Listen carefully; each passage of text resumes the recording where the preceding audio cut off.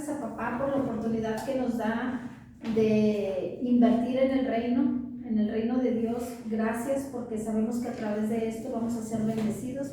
En esta tarde yo bendigo a los que pudimos hacerlo, ¿verdad? Que Dios siga bendiciendo sus finanzas y que Dios siga derramando de esa bendición abundante en sus familias, en sus casas, en sus trabajos, y sabemos que Dios lo hará en todo aquello que necesitamos. Amén. Amén. Bueno, pasamos ahora sí a la prédica.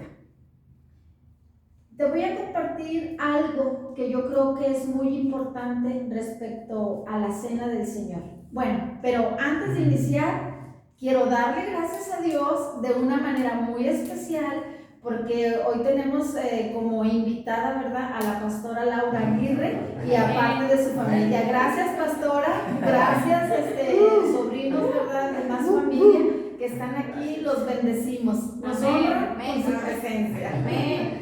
Gracias. Bueno, gracias le damos a Dios realmente por la oportunidad que nos da de estar juntos, de estar reunidos, ¿verdad? Porque somos una familia en la carne y somos una familia en lo espiritual. Entonces, somos doblemente bendecidos. Podemos decir que somos bienaventurados. Tenemos una doble bendición. Amén. Bueno, amén. Entonces, en esta ocasión vamos a estar celebrando la Cena del Señor. Ya estamos próximos en estos días a la Semana Santa, que es cuando más, ¿verdad?, lo hemos hecho, estar participando en la Cena del Señor, porque sabemos que es un mandamiento que proviene de Jesús. Pero antes de celebrar la cena, yo quisiera compartirte un poquito de lo que el pueblo de Israel hacía celebrando ellos la Pascua.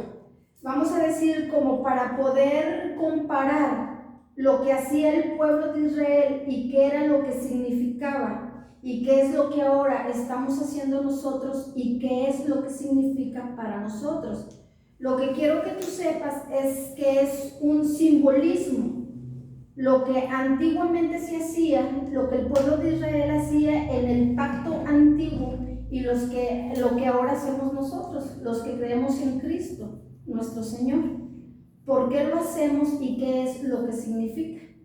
Entonces, es para que tanto tú como yo no se nos olvide y estemos conscientes de lo que la palabra del Señor nos ha enseñado a través de los tiempos. ¿Qué es lo que dice la Biblia? ¿Cómo era que el pueblo de Israel festejaba la libertad que Dios les había entregado? Y te digo como que es como un símbolo o es algo semejante a lo que ahora nosotros celebramos a partir de la muerte y de la resurrección de nuestro Señor Jesucristo. Entonces, en el libro de Éxodo viene la historia del pueblo de Israel. Como tú bien te has de acordar, el pueblo de Dios estuvo, para ser exactos, fueron 430 años en los cuales vivió en esclavitud. Imagina tú y a mí, era algo que siempre me ha llamado la atención y algo que siempre ha impactado mi corazón.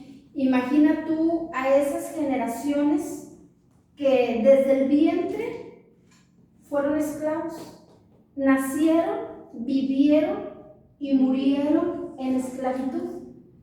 Entonces podemos decir y podemos a veces hacernos una idea de lo que es un esclavo, de lo que es una nación viviendo en esclavitud.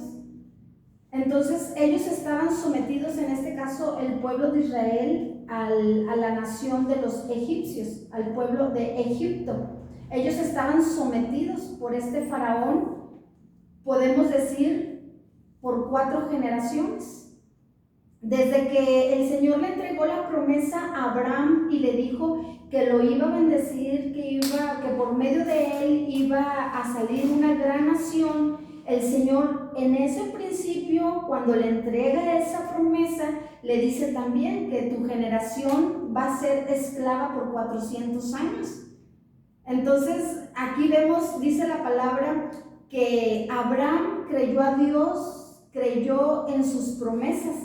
Aunque él no vio todo lo que el Señor lo prometió, aunque él no pudo ver ese gran pueblo, ese pueblo numeroso, dice la palabra que muchos de ellos murieron sin haber visto las promesas de Dios, pero murieron creyendo en las promesas que Dios les había entregado. Entonces, aunque Dios le había dicho a Abraham que iba a salir de él un pueblo numeroso y que iba a ser esclavo, también Dios le dijo que ese pueblo iba a ser libre de la esclavitud. Entonces dice la palabra que el ser esclavo eran sometidos a trabajos forzados, a trabajos muy duros, los trabajos más pesados los hacían ellos. Imagínate un esclavo no poder tomar decisiones.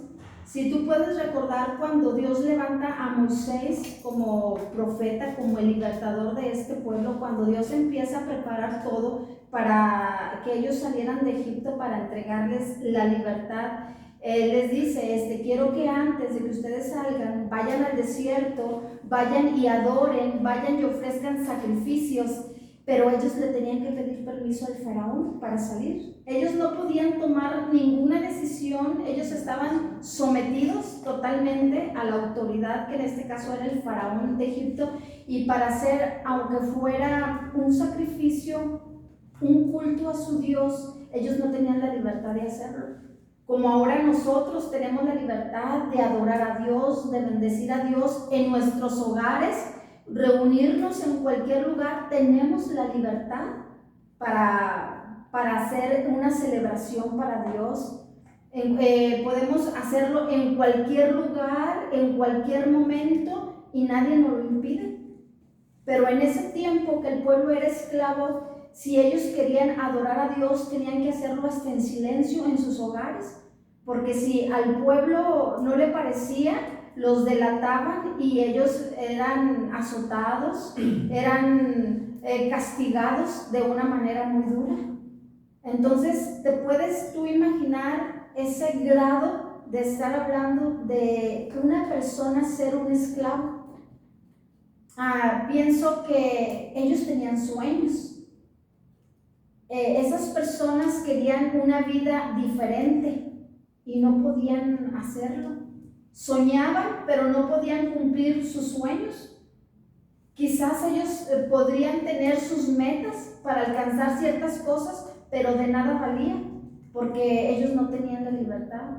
Ellos no podían moverse según sus pensamientos, según sus deseos de su corazón, porque ellos estaban sometidos a una autoridad. Ellos nada más podían hacer lo que la autoridad les decía, lo que la autoridad decidía por ellos. Entonces, quizás esas generaciones que nacieron en ese tiempo, pues su pensamiento nunca fue otro más el pensamiento de un esclavo. Tú decides por mí, tú me vas a decir qué voy a hacer, qué es también lo que no tengo que hacer, estoy a tu servicio, dependo de ti totalmente de lo que tú me digas. Entonces es muy triste esos niños que crecieron, esas generaciones que siempre estuvieron, por decir, como presos. Cuando aquellos niños querían hacer ciertas cosas, quizás tenían el deseo de su corazón de prepararse en alguna manera y que sus padres les estuvieran enseñando, es que nosotros no lo podemos hacer. Es que eso es un privilegio para en este caso, para el pueblo de Egipto, para la otra nación, pero tú no puedes hacerlo, tú no lo mereces. Tú estás destinado a vivir y a morir como esclavo. Entonces ellos no podían enseñar. Quizás alguno de ellos les podía decir a sus padres, yo tengo el deseo de hacer esto, como ahora decimos, hasta de viajar a las naciones. Ellos no eran libres, no podían salir de esa nación a menos de que el faraón se los autorizara. Entonces esto te lo estoy comentando como porque a veces nosotros leemos la Biblia, ¿verdad?, como un libro de historia, y leemos, mira, aquí dice que el pueblo de Israel era esclavo, mira, aquí dice que fueron 430 años esclavos, pero nunca nos detenemos a pensar cómo era la vida de un esclavo, cómo era el pensamiento de un esclavo. Tantas generaciones que vivieron y murieron en esa condición. Entonces era algo muy terrible, era algo que causaba mucha tristeza, era algo que el pueblo vivía pensando y anhelando una vida mejor. Entonces Dios manda al libertador y manda a Moisés y les promete sacarlos de esa nación, les promete una libertad, les promete que ellos van a ser una nación próspera, que sus hijos y sus generaciones van a ser bendecidos, y les entrega una palabra de promesa. Y les dice: ustedes van a ser una nación muy grande y los voy a sacar de aquí y los voy a introducir a una tierra de promesa, dice la palabra, donde fluye la leche y la miel. Dice, pero antes de salir de Egipto tuvieron que suceder muchas cosas, porque dice la palabra que el faraón endurece su corazón y no les permite salir, y Dios tuvo que actuar de una manera milagrosa y empezó a enviar plagas como muestra, ¿verdad?, de que Él era el Dios poderoso, de que Él era el Dios de ese pueblo, y que la promesa que Dios les había dado y de haberles mandado al libertador iba a ser cumplida a costa de cualquier cosa. Entonces, bueno, tú puedes recordar todas las plagas que dice la palabra que Dios envía para que el faraón viera el poder de Dios y les permitiera salir de ahí. Pero me quiero enfocar en la última plaga que el Señor manda al pueblo, a la nación, solamente al pueblo de Egipto. Y le dice por última vez al faraón: si tú no dejas ir a mi pueblo, entonces todo hijo primogénito va a morir. Y dice que Moisés junta al pueblo, Moisés está hablando como profeta al pueblo y les dice: va a haber una mortandad muy grande, pero ustedes tienen que ser cubiertos con la sangre del cordero, y ningún hijo de los de su casa va a morir, pero todo primogénito de Egipto va a haber en las casas un llanto, va a haber dolor, va a haber desesperación en cada familia por lo que Dios iba a hacer. Entonces Dios les da una orden y les dice que ellos se tienen que preparar y tienen que apartar un cordero, y que iban a sacrificar a ese cordero, y la sangre de ese cordero iba a ser utilizada para que ellos cubrieran los marcos de las puertas de la casa, y tenían que salpicar de sangre porque el Señor iba a enviar al ángel de la muerte. Y aunque fuera una casa del pueblo de Israel que no estuviera salpicada de sangre o cubierta de sangre los marcos de la puerta, entonces ahí sí iba a llegar el ángel de la muerte, iba a matar a todo hijo primogénito. Entonces de ahí en adelante es cuando Dios les da la indicación de la Pascua. La palabra Pascua en hebreo es Pesaj. Entonces les dice: ustedes van a sacrificar ese cordero, van a comer de él, pero con la sangre van a estar cubriendo sus puertas, y no va a haber llanto, no va a haber dolor en ninguna de la casa de los hijos de Israel. Y así lo hicieron, así sucedió. Dice la palabra que el ángel de la muerte pasaba por alto la puerta, la casa donde veía que estaba cubierta con la sangre del cordero. Eso es lo que significa la palabra Pascua, pasar por alto, porque el ángel de la muerte pasaba por alto. Aquí está la sangre del cordero cubriendo a esta familia, paso por alto y me voy a la casa donde no estaba cubierta, que en este caso era la casa de los egipcios. Y dice la palabra pues que al día siguiente, mientras que el pueblo de Israel ya se estaba preparando para la salida de Egipto, ya el Señor les había entregado la palabra que esta era la última plaga que él iba a mandar a Egipto, y que el faraón iba a tener que acceder a la petición de Moisés, y que esto era lo último que el Señor iba a mandar. Pero para eso les dice: preparen la Pascua y preparen los panes sin levadura. Todo viene siendo un simbolismo. Ahora la levadura significa lo que era el pecado del pueblo, el pecado de cada uno de nosotros. El Señor les dio la indicación que días anteriores a la salida de Egipto ellos no iban a comer el pan con levadura. Tenían que evitarse de comer la levadura, tenían que comer ese cordero o esa oveja que iba a ser sacrificada con las instrucciones que Dios les había dado, cómo la iban a cocinar. Llevaba hierbas amargas, que eso significaba la amargura, por lo que ellos habían vivido tantos años de esclavos. Entonces, desde ese momento era un simbolismo o una representación que Dios ya le estaba dando esa enseñanza al pueblo, que solamente podían ser cubiertos con la sangre del cordero. Ese cordero tenía que ser perfecto, no tenía que tener, ningún defecto para poder ser sacrificado.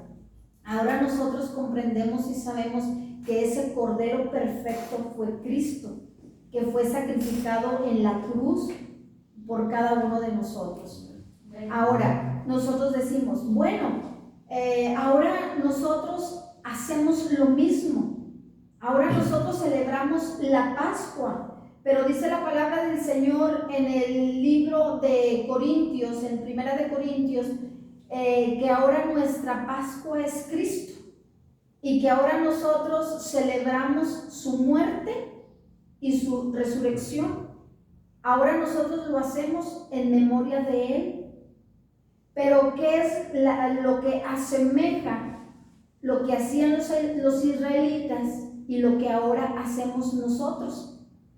Y es exactamente lo mismo. No hay ninguna diferencia. También nosotros, antes de aceptar al Señor Jesucristo en nuestro corazón, también éramos esclavos. Quizás nosotros no nos dábamos cuenta que éramos esclavos y que estábamos en pecado y que iba a venir la muerte sobre nosotros, y si no estábamos nosotros en Jesús, nuestras almas se iban a perder. Ahora nosotros de la misma manera estamos cubiertos con la sangre del Cordero, que es Jesús, y Él es quien nos limpia de todo pecado y de toda maldad a través de su sangre, a través de su sacrificio. Dice la palabra que Él es el sacrificio perfecto. Pero otra de las cosas que me gustaba al estar leyendo esta historia del pueblo de Israel y de la esclavitud era que Dios les había dado una orden y que era muy importante. Y el Señor les decía, cuando en cada casa se van a reunir y cada casa va a celebrar la Pascua, y cada familia se iba a encargar de que la puerta, ¿verdad?, estuviera salpicada con la sangre del Cordero. Le decía Dios, pero cuando estén reunidos, dice, ustedes se van a encargar de decir a sus hijos el significado de la Pascua. Y ustedes se van a encargar de decir a los niños o a los jóvenes que hubiera en ese hogar, pequeños todavía, por qué ustedes están celebrando esta Pascua. ¿Cómo era que ustedes vivían? Ustedes les van a enseñar a ellos, hijos, éramos esclavos. Hijos, no teníamos derecho de soñar. No éramos libres. No podíamos cumplir nuestros sueños.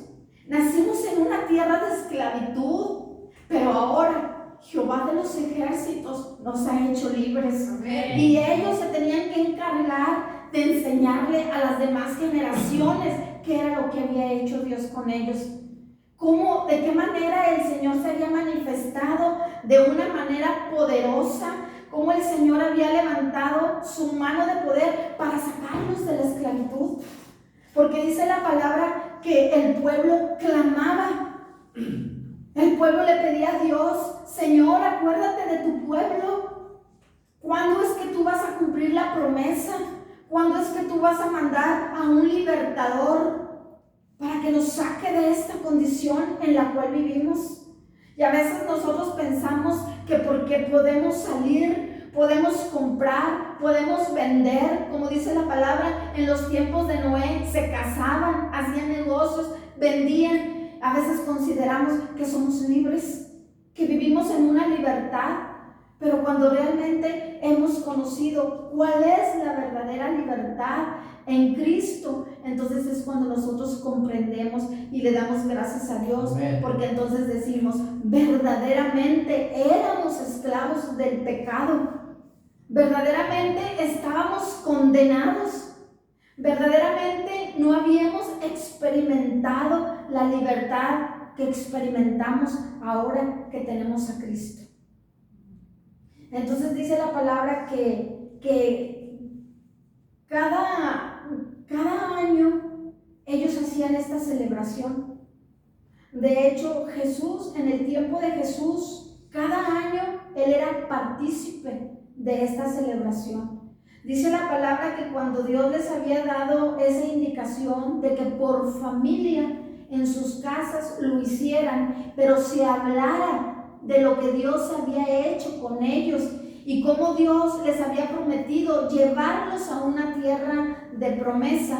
Dice la palabra que cuando ellos ya los saca el Señor de ahí, los saca de esa tierra donde ellos no eran libres, entonces ellos iban a llegar a una tierra donde ellos tenían que pasar por pruebas, por necesidades. Y a veces nosotros creemos que cuando Dios nos va a sacar de la tierra de donde nosotros estamos y donde Dios nos entrega esas promesas para llegar a la tierra prometida, nosotros también tenemos que pasar por el desierto, pasar por esas pruebas, pasar por esos procesos, porque Dios tiene que cambiar nuestra mentalidad.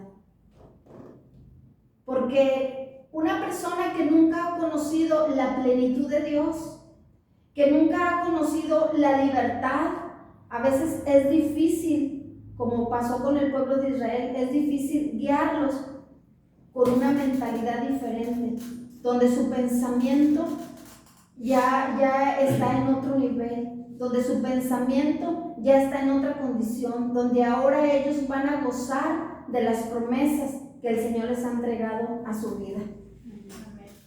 Entonces, ahora cuando Jesús, en el tiempo de sus discípulos, Jesús estaba celebrando la Pascua. Dice que cuando ya él anduvo esos 3 años de su ministerio aproximadamente, Jesús celebraba la Pascua. Era lo que celebraba Jesús con sus discípulos, la cena de la Pascua. Entonces dice que en ese momento, en la última cena, como ahora nosotros por decir los cristianos así le llamamos la última cena o la santa cena, porque fue la última cena que Jesús tuvo, ¿verdad? Aquí en la tierra. Entonces Él les dijo a sus discípulos, ustedes celebran la Pascua. Es como si Jesús les estuviera diciendo esto.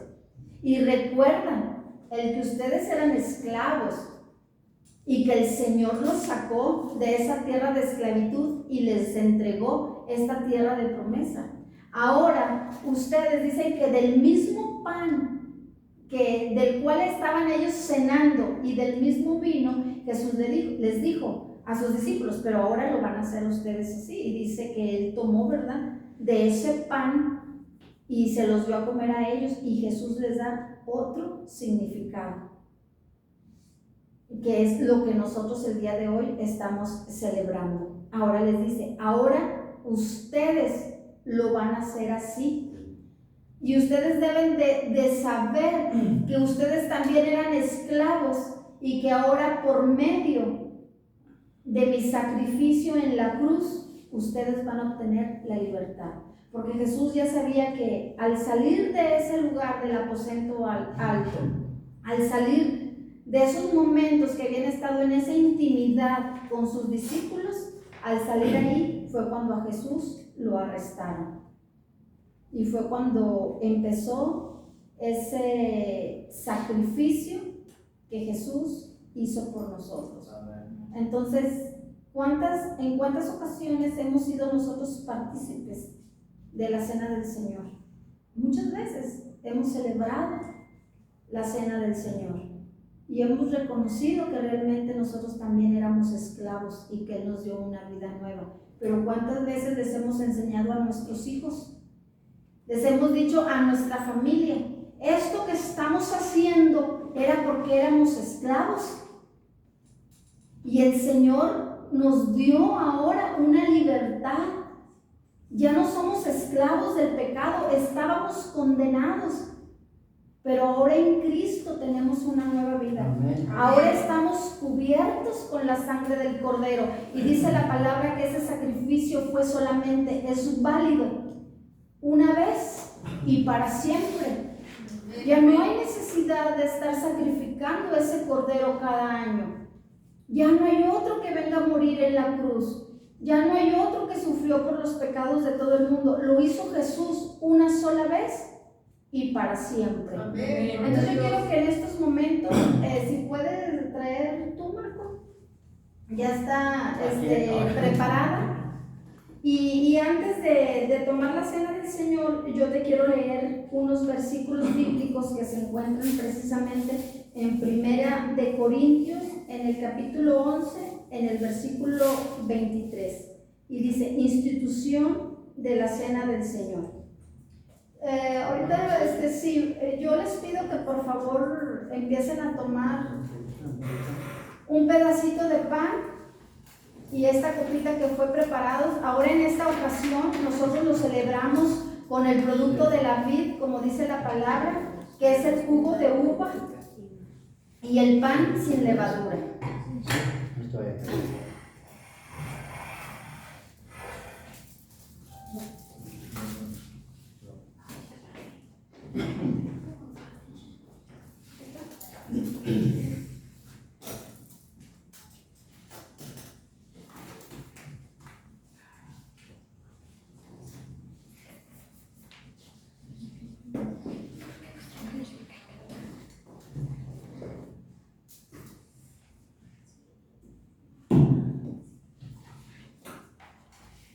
Bueno, ya lo tienen todos, ¿verdad?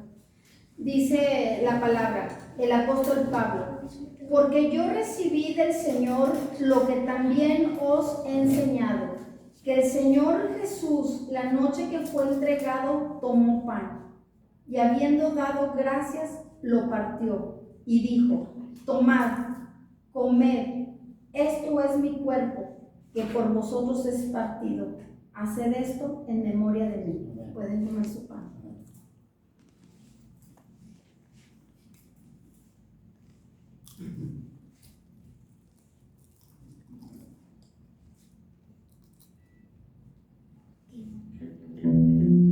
Asimismo, tomó también la copa después de haber cenado, diciendo, esta copa es el nuevo pacto en mi sangre. Haced esto todas las veces que la bebieres en memoria de mí. Amén.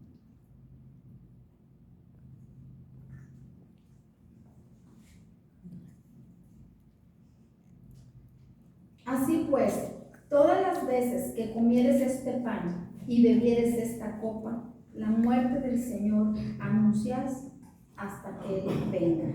Amén. Y dice la palabra de Dios que la iglesia dice, sí, ven, Señor Jesús. Amén. Amén. Gracias, papá.